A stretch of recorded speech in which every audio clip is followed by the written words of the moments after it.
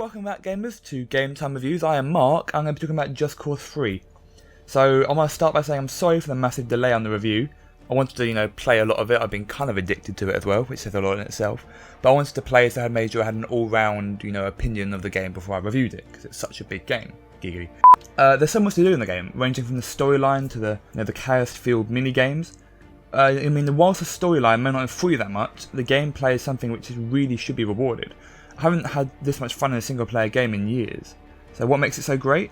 I guess you have to stick around for the review. So I've been Mark, and this is my review on Just Cause 3. So, like its predecessors, Just Cause 3 has been developed by Avalanche Studios, and you play as Rico, a highly trained agent who, let's say, subtlety isn't really his strong point. So the game is set in Medici, which is roughly set around the Mediterranean. The one thing which sets Just Cause away from the other open world games is its heavily destructive environment. If you want to blow up a bridge or stop enemy reinforcements, you can. The whole game is based upon destruction, like the original Just Cause and Just Cause 2. So the game has got a lot of bad press from the frame rate and performance issues which came along with the open world and a really destructive environment. But I must say, from playing on the PS4, I've hardly noticed any issues. Yes, the game crashed maybe once or twice through the possible 40 hours of gameplay that I've had, but that's nothing a patch can't fix. I can't say the same for the Xbox One due to its decreased capabilities and graphics, but it's definitely something worth waiting for, because there's going to be a performance patch on all the consoles at some point, so it's definitely worth sticking around for. Okay, so in terms of physics, it hasn't really changed much from Just Cause 2. The controls are the same, and you can still do the crazy jumping on top of cars and landing on planes.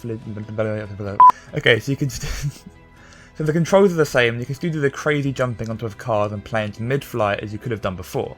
There are a few new introductions into the game, including the wingsuit and the ability to have more grapple hooks, but I'll talk about more of them later. So the storyline is similar as well, with the aim of the game to overthrow an evil dictator, General Di Ravello. Sounds like some sort of pasta. So, some of you may be thinking, well, if the storyline's the same, why should I play it? See, the Just Cause series doesn't really want you to pay much attention to the storyline. It focuses on the gameplay rather than the narrative, which may be why this game is so bloody awesome. The open world of Medici is vast and diverse, ranging from beautiful forest areas to snowy regions. You can watch our Just Cause 3 beauty video to see what I'm talking about here.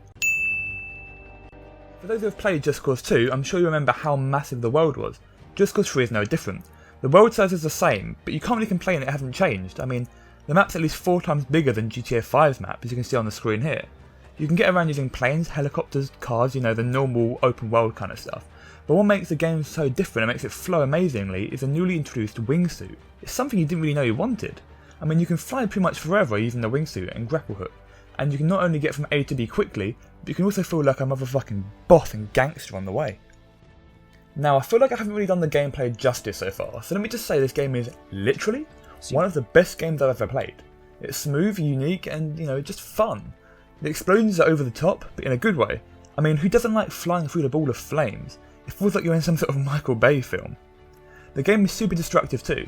You can blow up bridges, walls, massive satellite dishes, pretty much anything and anything you can get your hands on, and you can get rewarded for doing it.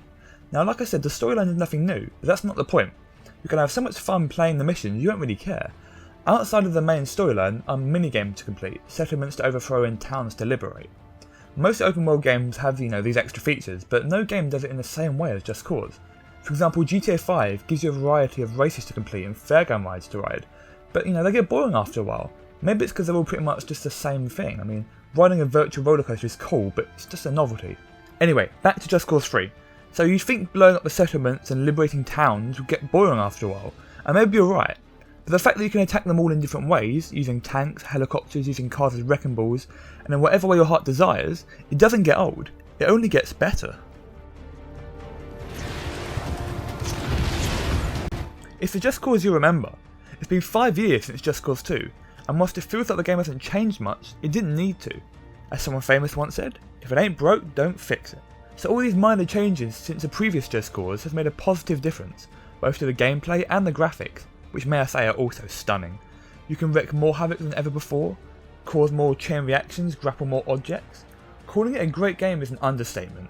Perhaps calling it Game of the Year would maybe do it more justice. But for both new Just Cause fans and existing fans, you won't be disappointed. Which is why I'm going to give Just Cause 3 93%. Now, if you don't mind, I'm going to go back to blow up some more bridges and grapple some more cars to helicopters. All in a day's work for Rico Rodriguez. Peace out gamers, I've been Mark from Game Time Reviews, and have a great Christmas. Bye bye.